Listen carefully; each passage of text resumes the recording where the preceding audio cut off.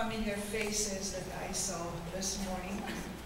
And those of you who were not able to see my presentation this morning, I just say in a capsule, in a nutshell, that today now the Philippines this is the Philippines time.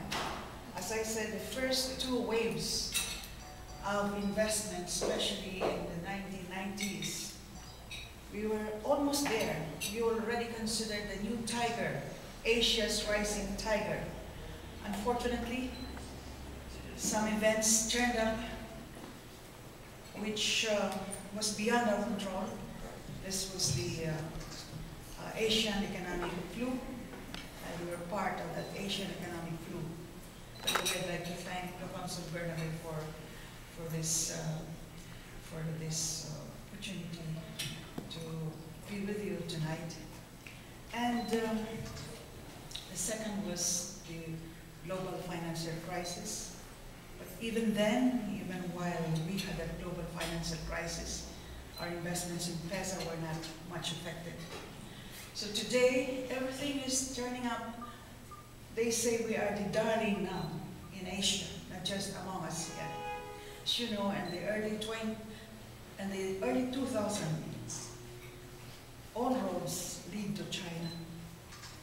Manufacturers were all lining up to go to China. Information technology were all lining up to go to India. And at that time we said, in information technology, if only we could catch up with India, we'd be happy. Just right to catch up with them. But as it turned out, today we have surpassed India in the IT sector, voice sector. We are now #1. Wow.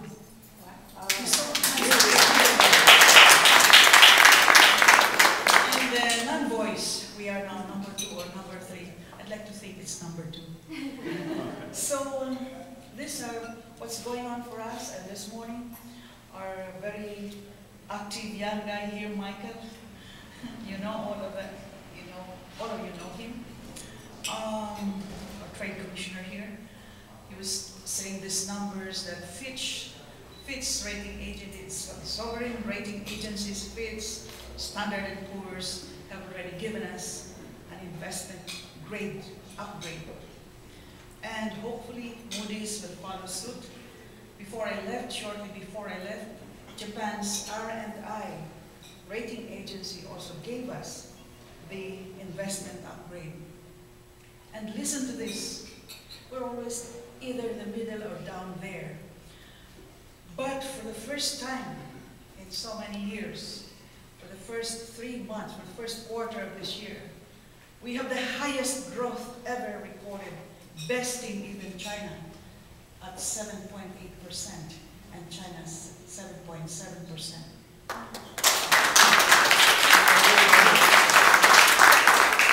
This now shows that the reforms of President Simeon Benigno Aquino III is taking effect. His simplistic policy of Daang Matuwid, or the straight path, is creating ripples and is being noticed not just in our region, but all over the world, because we are getting, not just me, but the top-ranking officials who are into investment promotions. We're getting so many invitations now from faraway Europe, Northern and Central Europe, which before we didn't have. That means that worldwide they're now noticing the Philippines, and rightfully so, because in the region we are the only English-speaking among Asian. And as I said in my talk this morning, it's a natural for American companies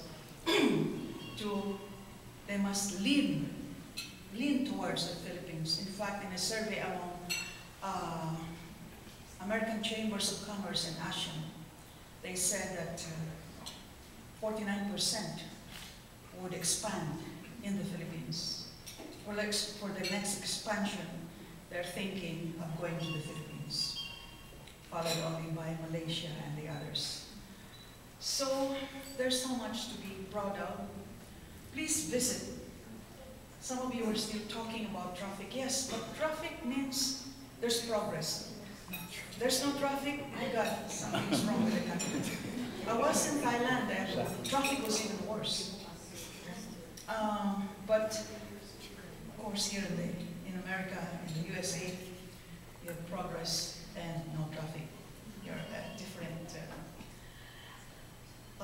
In the case of the Philippines, we have to do a little bit more, or to exert a little bit more, spend a little bit more, because we are 7,107 islands. To connect these islands, we have to build more ports or airports and more seaports.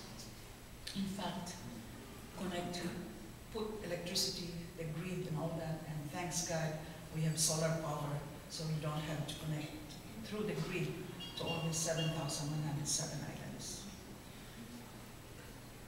I really, I just share with you this thing because the problem in the Philippines is image.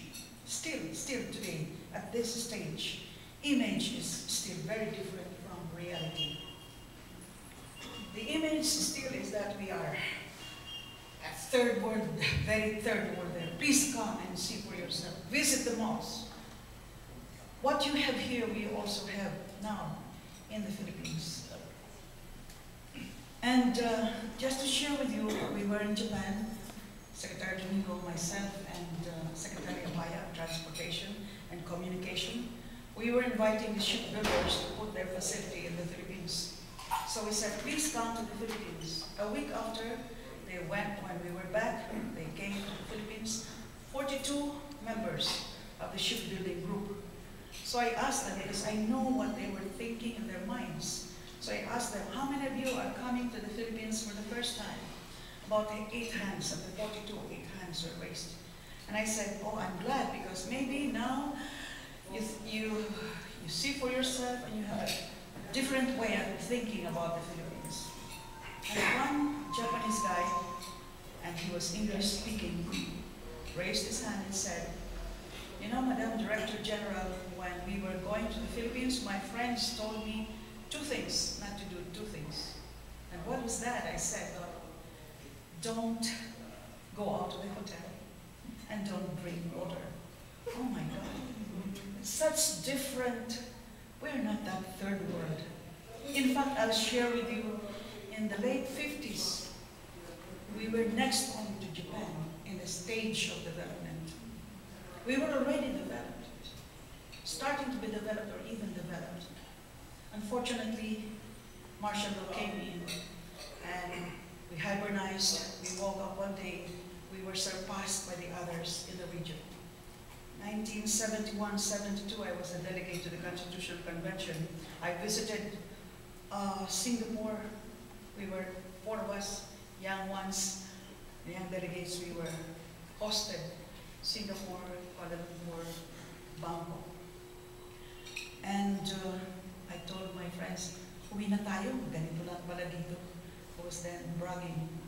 We're far more developed. It was every Korean's dream that time to have a good rest and recreation in Manila. Just like we Filipinos wanted to go to New York or to Paris to have R&R. But then, as fate would have it, we stagnated. And now this is our once in a lifetime chance to really catch up with the others, to stop playing catch up, in fact, and lead the way. And we, as a country, deserve it. So I really appeal to you.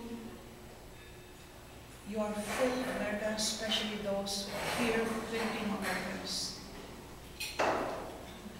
Please help us spread the word about the many good things now happening in the country.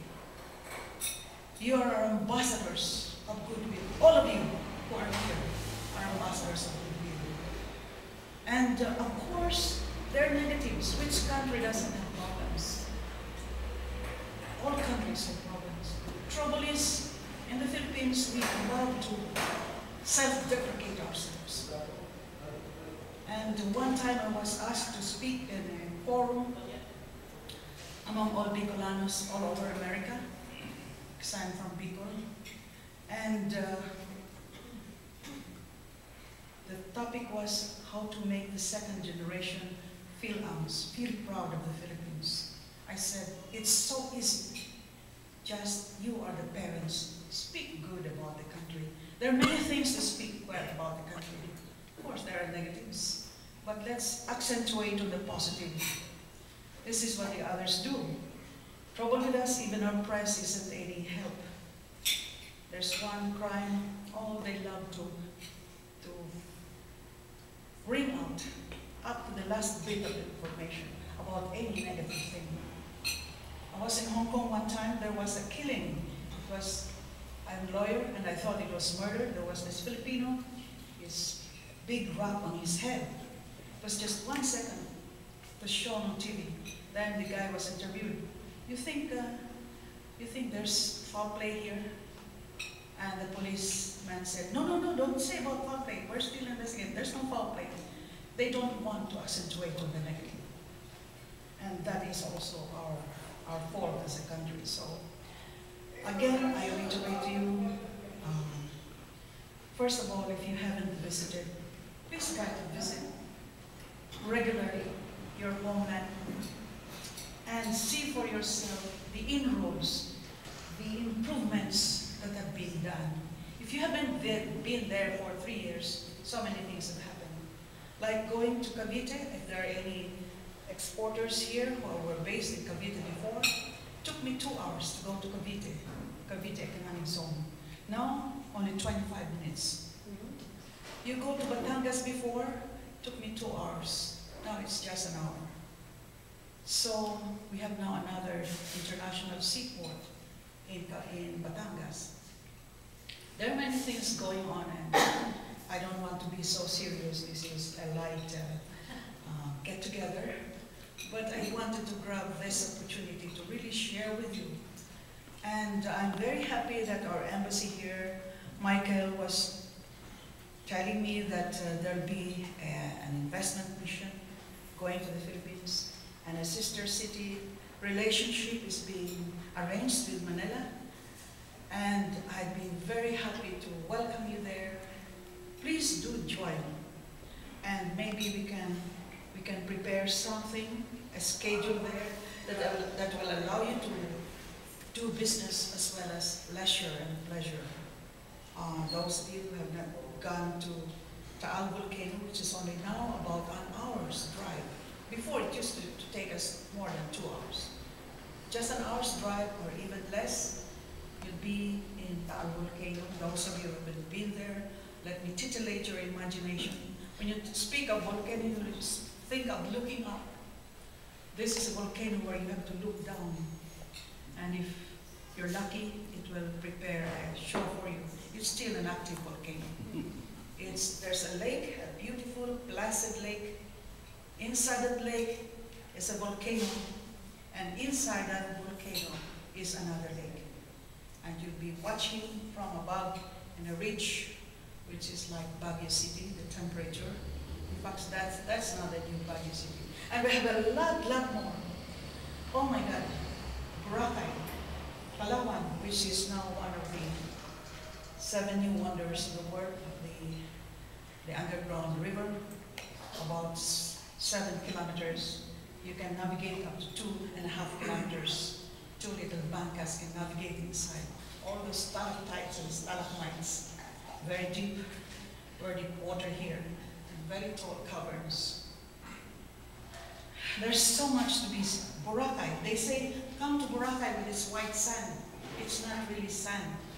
Boracay's sand, if they call it, this is powdered coral.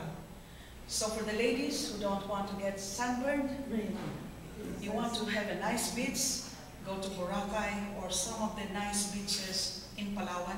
These are all powdered coral. The difference between powdered coral and sand, the sand reflects the light. Even if you wear hats, your face will catch the reflection and you get sunburn. The powdered coral, it doesn't reflect. And you can walk even at noontime It's not hot. So at many of these powdered coral beaches, please do come and visit. And please tell your friends that it's safe there. It's as safe there as you are here in San Francisco. So my message is, I'm so happy to be here. I'm so happy to spread the word around. Please help me resonate, echo these good things that we're sharing with you. Because after all, whether you're here or anywhere, at heart, you're still Filipinos. And we have only one Philippine country, the Philippines. So on this note, I'd like to thank again, especially our consulate, for this special opportunity to meet with my kababayans in this area. Unfortunately, I have to leave tonight, but that means I'll be coming back to enjoy San Francisco more in my next visit. Thank you very much.